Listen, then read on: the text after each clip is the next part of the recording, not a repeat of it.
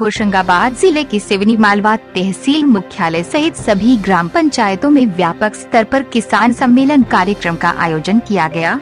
कार्यक्रम में प्रधानमंत्री नरेंद्र मोदी एवं मुख्यमंत्री शिवराज सिंह चौहान के उद्बोधन को लाइव टेलीकास्ट के माध्यम से किसान हितग्राहियों व जनप्रतिनिधियों द्वारा देखा व सुना गया।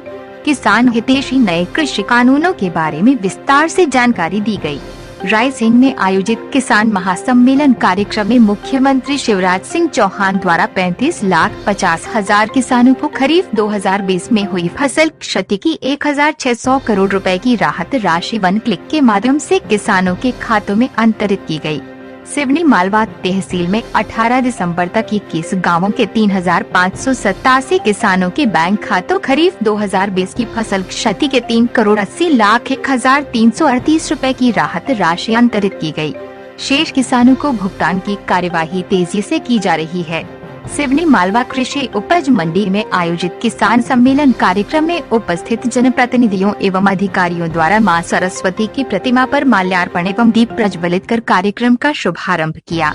कार्यक्रम में विधायक प्रेम शंकर वर्मा, एसडीएम अखिल राठौर, तहसीलदार दिनेश सावले, एसडीओपी सौम्या अग्रवाल, जनपद पंचायत सीईओ दुर्गेश भूमरकर, नायब तहसीलदार नीलेश पटेल सहित जनप्रतिनिधि, किसान तथा अन्य अधिकारी कर्मचारी उपस्थित रहे। नए कृषि सुधार कानून को लेके तमाम तरीके की भ्रम की स्थिति बनी हुई है। भाजपा किस तरीके से लोगों के बीच सही संदेश लेकर पहुंचने वाली है?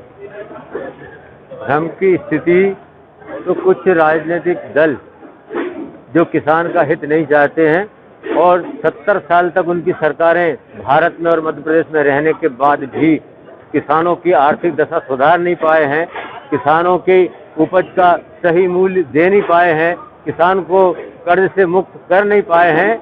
वो लोग जब मध्य प्रदेश में और पूरे भारत में भारतीय जनता पार्टी की सरकार किसान के हित में, तो किसान के हित में 3 कृषि विधेयक लाने वाली है, ला चुकी है, उसको केवल किसानों में भ्रम फैलाकर और ऐसे विधेयक को रोकना चाहती है ताकि किसानों की आर्थिक दशा सुधरे नहीं, उनको कहीं बीजेपी को ये क्रेडिट नहीं मिल जाए कि किसानों की आर्थिक दशा भारतीय जनता पार्टी की ने सुधार दी।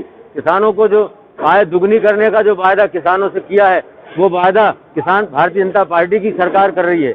तो केवल ये भ्रम फैलाया जा रहा है कि कृषि विधेयक कानून हमेशा किसानों के हित में है, किसानों की भलाई में, किसान की आर्थिक दशा सुधारने के लिए है, किसानों की आर्थिक दशा आर्थिक स्थिति को दुगनी करने की स्थिति में है। इसलिए ऐसे किसान हितैषी विधेयक का सारे किसान समर्थन करते हैं, भारतीय जनता पार्टी की सरकार समर्थन करती है, मध्य प्रदेश की सरकार समर्थन करती है और सारे किसान इसका समर्थन करते हैं।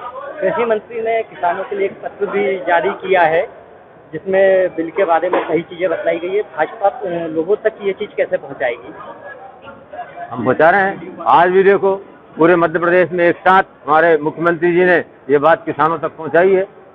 मध्य प्रदेश के किसानों को हमारे प्रधानमंत्री जी के द्वारा उद्बोधन के द्वारा हमारे प्रधानमंत्री जी ने सहज सरल भाषा में सारे किसान को ये इस कृषि विधेयक के फायदे बताए हैं।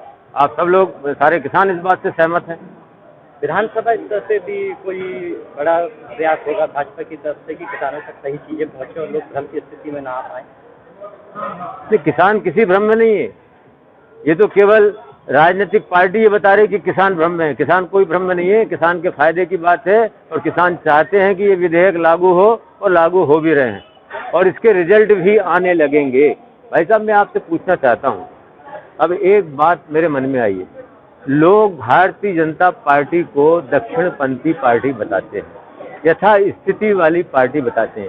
भारतीय जनता पार्टी यथा स्थिति वाली पार्टी है कि परिवर्तन करने वाली पार्टी है, समय के अनुसार अपने आप को ढालने वाली पार्टी है? यदि कोई है तो भारतीय जनता पार्टी है।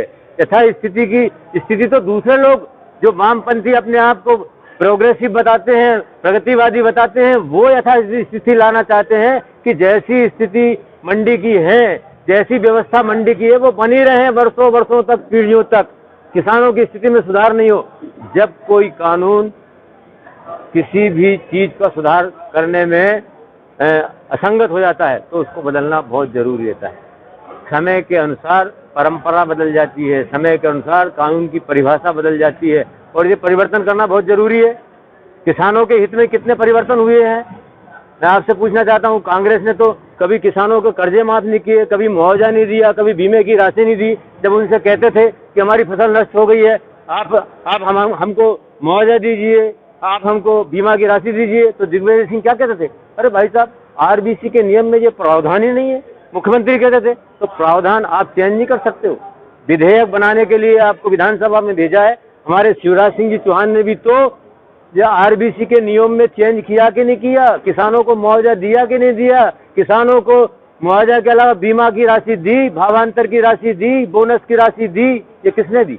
मध्य प्रदेश के शिवराज सिंह जी चौहान ने, भारतीय जनता पार्टी की सरकार ने। कांग्रेस की किसी सरकार ने अगर दी हो तो बता दो मुझे।